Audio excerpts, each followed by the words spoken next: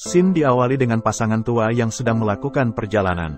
Namun tiba-tiba pandangan mereka tertuju kepada sebuah truk yang sedang berhenti di pinggir jalan.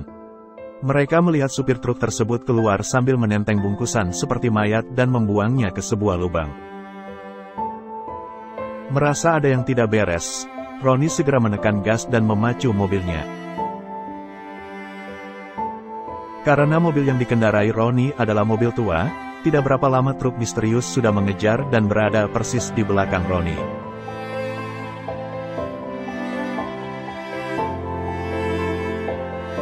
Saat truk sudah mendekat, Ronnie segera membelokkan mobilnya ke jalan kecil.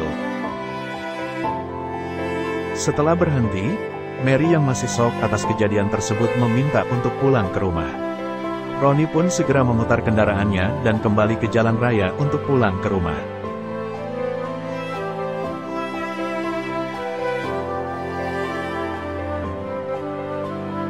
Ronnie yang masih penasaran, meminta izin Mary untuk berhenti dan memeriksa isi bungkusan yang dibuang tersebut. Lalu mereka memberanikan diri untuk berhenti dan memeriksa bungkusan yang dibuang ke dalam lubang tersebut. Betapa terkejutnya mereka, setelah melihat bungkusan yang berada di dalam lubang tersebut. Scene berpindah 23 tahun kemudian, di mana tampak pasangan muda Case dan Lynn yang sedang melakukan perjalanan wisata. Saat itu Case menemukan video tentang pasangan tua Mary dan Ronnie yang menemukan potongan tubuh manusia di suatu lubang dan masih menjadi misteri sampai hari ini.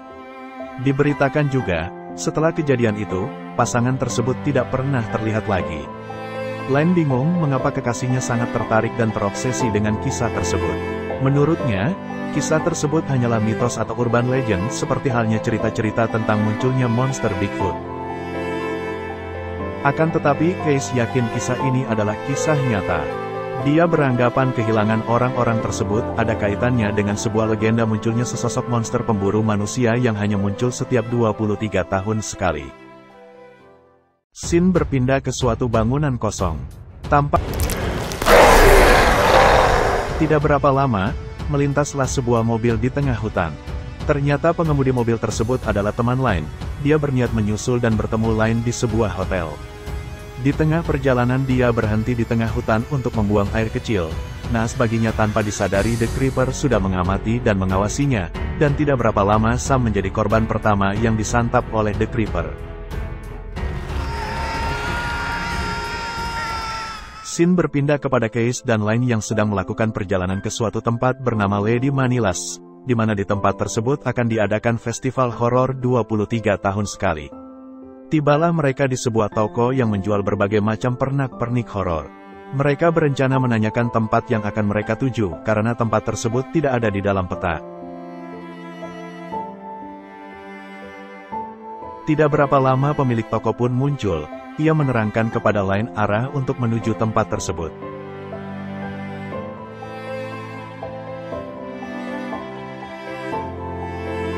Saat tangan Lynn dan penjaga toko bersentuhan, tiba-tiba Lynn melihat suatu tempat di mana terdapat stroller bayi dan orang-orang menggunakan jubah hitam. Sesaat Lynn merasa kaget dan bingung. Lalu mereka melanjutkan perjalanan dan sampailah di hotel tempat mereka menginap. Mereka sangat antusias dan takjub dengan suasana hotel tempat mereka menginap. Bahkan mereka tidak menemukan tamu hotel lain selain mereka.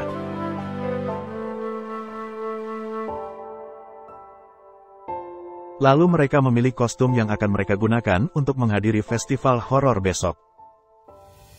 Tibalah acara festival horor yang mereka nanti-nanti. Berbagai macam kostum dan atraksi dapat dijumpai di sana. Case pun membeli tiket untuk dirinya dan Lynn. Ketika di dalam festival, mereka dikejutkan oleh aksi salah satu petugas di sana. Petugas tersebut berpura-pura dirinya tertusuk oleh panah.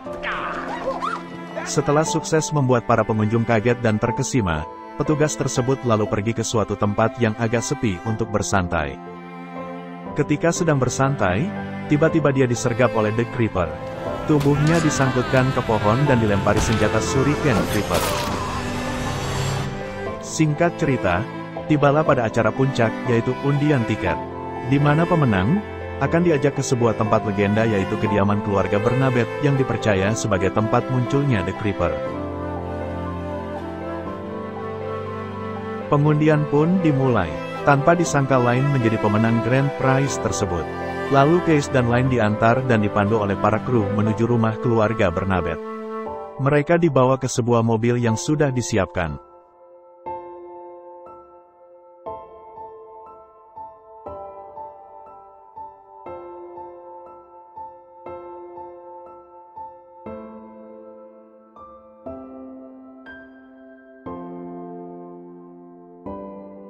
Dan tibalah mereka di sebuah kuburan kuno. Lalu supir yang memandu bernama Jack mengatakan, "Welcome to the Barnabet Family Cemetery." Jack mengatakan bahwa kuburan kuno ini sudah berusia 1700 tahun. Penduduk lokal percaya, ini merupakan tempat paling suci sekaligus juga tempat paling angker.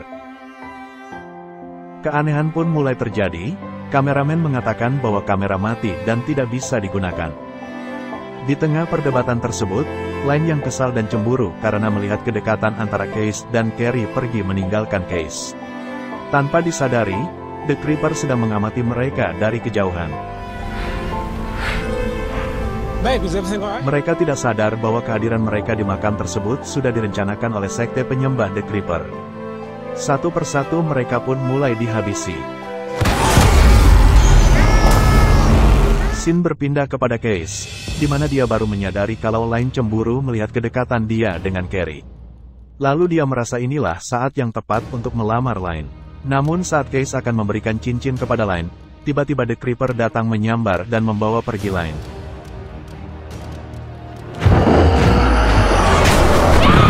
Case yang ketakutan segera berlari menuju Jack dan yang lainnya untuk memberitahukan apa yang terjadi. Kepanikan terjadi ketika tanpa sengaja Case tersandung jasad kameramen yang sudah tewas.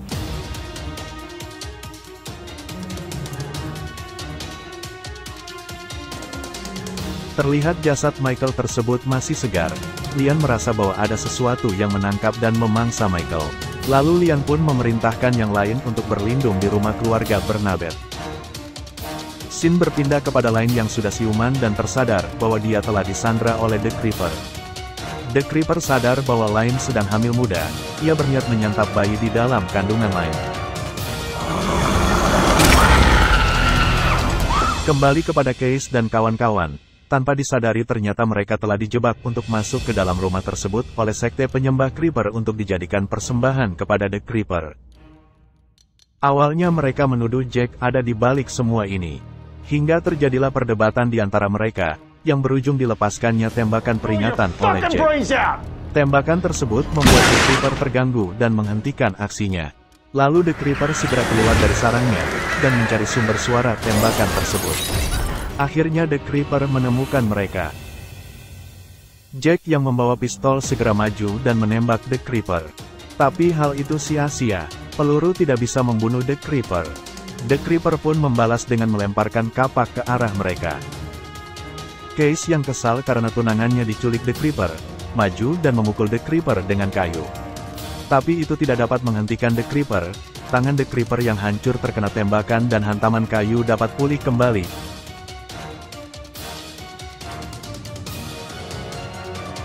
Scene berpindah kepada Lynn. Saat The Creeper meninggalkan Lynn, pisau yang digunakan oleh The Creeper tergeletak di sebelah Lynn sehingga bisa dimanfaatkan untuk melepaskan diri. Sementara Carrie yang lari dari kejaran The Creeper, terpisah dari rombongan dan bersembunyi di suatu kamar. Dia berharap dapat lolos dari kejaran The Creeper, naas keberadaannya diketahui oleh Creeper. Beruntung Carrie masih bisa meloloskan diri dan bergabung dengan yang lain. Mereka pun bersembunyi di suatu ruangan dan menyusun rencana untuk menghentikan Creeper. Tiba-tiba mereka mendengar suara langkah kaki dari atap dan ternyata itu adalah Lynn yang berhasil kabur dari ruangan penyekapan.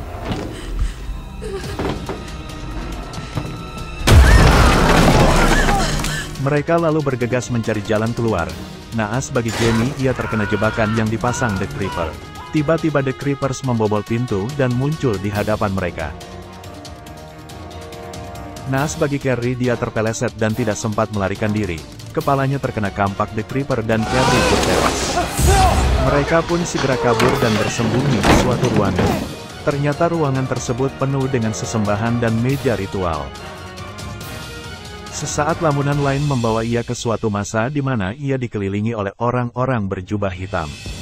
Dan tak lama kemudian Creepers muncul dan menghampirinya.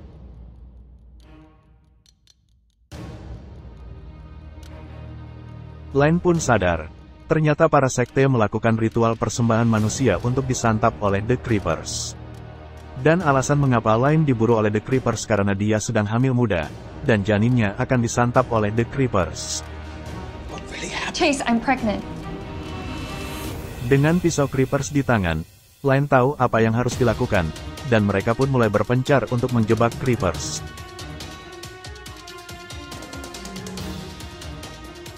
Sayang ketika Jamie dan Jack bertemu Creepers, Jamie pun tewas. Sementara Jack berhasil mencederai dan memancing Creepers untuk bertemu Line.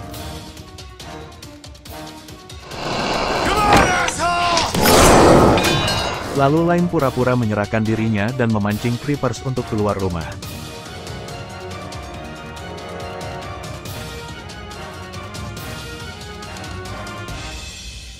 Sementara Case dan Jack naik ke atap rumah, mereka berencana menombak Creepers dari atap rumah dengan menggunakan tiang besi yang berada di atap. Ketika Creepers lengah, Line berhasil menusukkan senjata bintang ke mata Creepers yang mengakibatkan Creepers buta. Dan di saat yang tepat, Case dan Jack berhasil menghunjamkan tombak dari atap rumah ke tubuh Creepers.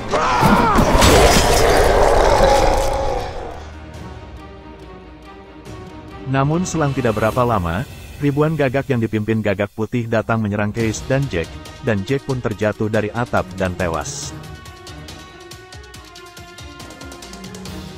Lalu gerombolan burung gagak itu mengerumuni dan membawa tubuh Creepers pergi.